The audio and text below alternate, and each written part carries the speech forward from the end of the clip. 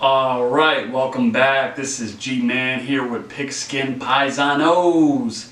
And we're here looking at week 3 matchups of the NFL regular season. And I got 3 matchups I'm going to go into in this video. We got the New York Jets playing the New England Patriots. We got the Atlanta Falcons playing the Indianapolis Colts. And we got the Oakland Raiders playing the Minnesota Vikings. So let's go into the first matchup. The New York Jets, as everybody's probably aware of by now, Sam Darnold's got mono, no idea when he's going to come back. They tried to put in their backup quarterback, Trevor Siemian. He had a serious ankle injury. He's going to be out for, I think, almost the whole season or the whole season. So now they're down to their 3rd string quarterback, rookie Luke Falk. So with that said, because of this matchup and because of the chaos and dismay that this team currently is dealing with, the only person I'm going to say that you could start is Lev Bell. And of course, you're going to make him your starting RB or RB1. Guy had 30 touches last week against the Browns. Still has the talent. They're still going to give him a plethora of targets out of the backfield. So he's really the only person I would say with confidence you could start. Sit Robbie Anderson. Sit Jamison Crowder. Quincy Enunwa, as we know, is already out for the year. Chris Herndon doesn't come back yet. So on this offense, it doesn't look like there's really anybody besides Le'Veon Bell that I would recommend starting. But switching over to the New England Patriots, where it's a totally different tune I'm going to tell you about. So obviously, you're going to start Tom Brady as a quarterback. You could start Sony Michel. You could even possibly flex either Rex Burkhead or James White, depending if you have them. I think this Jets team, honestly, could be awful. I know they're dealing with some injuries on the defensive side. I'm going to say for the wide receivers, you can start all that are fantasy relevant. Antonio Brown showed you last week. He had a pretty decent game, got some opportunities, got a touchdown. Josh Gordon, I would say, you could start. Julian Edelman, all of them. This should probably be another blowout for the Patriots. They've been playing really well so far in the first 2 games.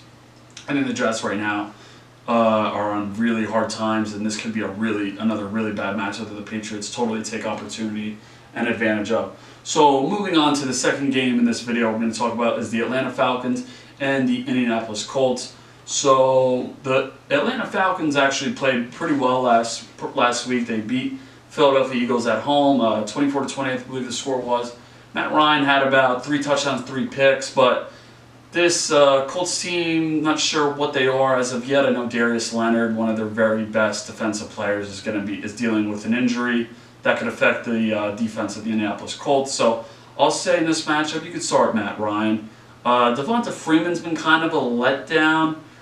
Again, it's only been 2 weeks, so you don't want to overreact, but he was dealing with a serious injury last year and is coming back off of it, so he could still be rusty working that off. So I would probably say sit, but if you have him, start him. But if it was up to me, if I had options, I wouldn't start him in this matchup just because I need to see it first. This could be like a long process where he really takes a while to actually get back to form to what we're used to seeing. Moving on to the other offensive players on this Atlanta Falcons team. Julio Jones went off last week, had 10 targets, 5 receptions, over 100 yards, and a touchdown, I believe, and just did really well. So you start him, one of the very best wide receivers in the whole NFL. I'd say you could maybe flex Mohamed Sanu. He's been getting targets. Last week didn't have too good of a game, but still, week 1 had a pretty good game. He's getting a high target share in this offense, so I would say flex him. And then Calvin Ridley, first 2 weeks, has been having actually pretty good games. Now, we saw this last year with Calvin Ridley, where he had like a stretch of like awesome games and then kind of just faded back into like, a somewhat normal, not starting every week type player. But I'd say, it's still early on the season. He's got the talent, good route runner. Calvin Ridley, I'd say you could put him in as your wide receiver 3.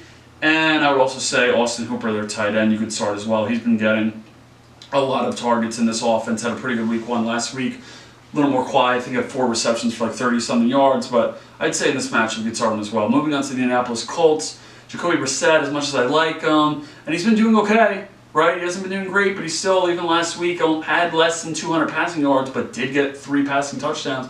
Has a little bit of running ability. So if you're in a 2-quarterback league, I could say start him, but on a 1-quarterback league, I'm not really sure because what I'm about to get into is going to help you understand that. So the top talents in this offense, Marlon Mack, T.Y. Hilton, are both, as of the time I'm shooting this video, which is Thursday night, Both kind of dealing with injuries.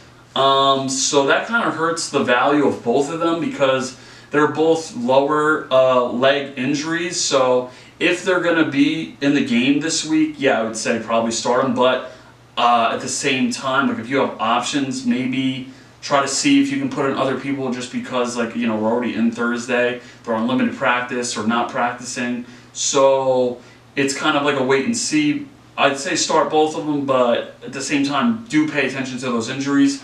Paris Campbell should be getting the opportunities soon, but he just hasn't yet. So I would say you gotta sit him. The tight ends Jack Doyle and Eric Ebron, and Eric Ebron had a touchdown last week, but neither of them have really been getting too involved in this offense yet. So I would say probably sit them, and that's going to wrap it up for this matchup.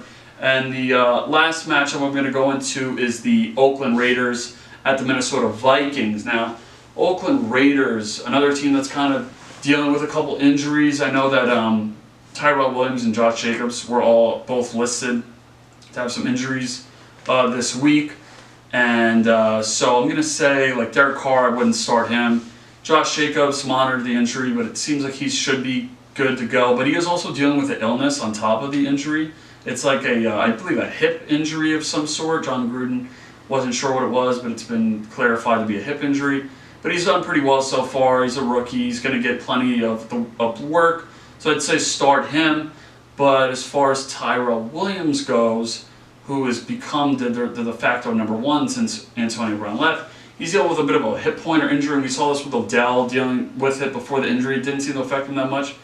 And I'm not saying it maybe will or will not affect him, but I just don't like this matchup. He's got to go against Xavier Rhodes for the Minnesota Vikings, and I just don't like it, the matchup. So I'm going to say sit Tyrell Williams this week. Hunter Renfrow, you could see be maybe a sneaky flex just because of PPR formats. He was peppered with a lot of targets last week. He is supposed to be the slot guy, so this could be a matchup where they really try to lock down on Waller and Tyrell Williams, and that kind of leaves Derek Carr to have to throw a lot of those dink and dunk passes to, you know, a short slant receiver. So that could be where Hunter Renfrow, if you want to put him as a flex, if you have him, try it. If you don't have options that could do better for you than him, go ahead. And then moving on to Darren Waller, he's performing like a tight end one right now. He's getting a lot of targets so far. The talent's there. You already knew in the offseason that he had all of the hype coming in. They were going to run the offense through the tight end, as John Gruden famously said in Hard Knocks. So he's doing really well, and you're going to start him. And then lastly, I'm going to move on to the Minnesota Vikings.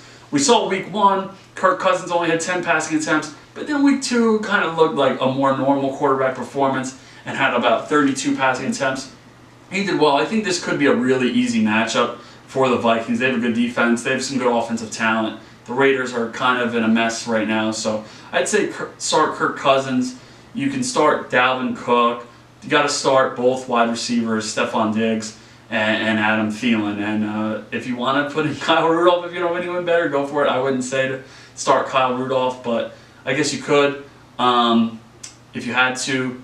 And I'd also say start their defense. And also to clarify, I know I'm missing matchups now, but back to the first game, New England defense, definitely start them against the Jets. I forgot to mention that. But anyway, back into the matchup we're talking about now between the Oakland Raiders and Minnesota Vikings. Definitely start this Minnesota Viking defense as well. So that's going to do it, guys. Today's video with the 3 matchups between the New York Jets, New England Patriots, the Atlanta Falcons, Indianapolis Colts, and the Oakland Raiders and Minnesota Vikings. Be sure to tune in for more videos. Make sure you're subscribed, as we're going to be doing this on a daily or bi-daily and weekly basis. So catch you in the next one. Peace.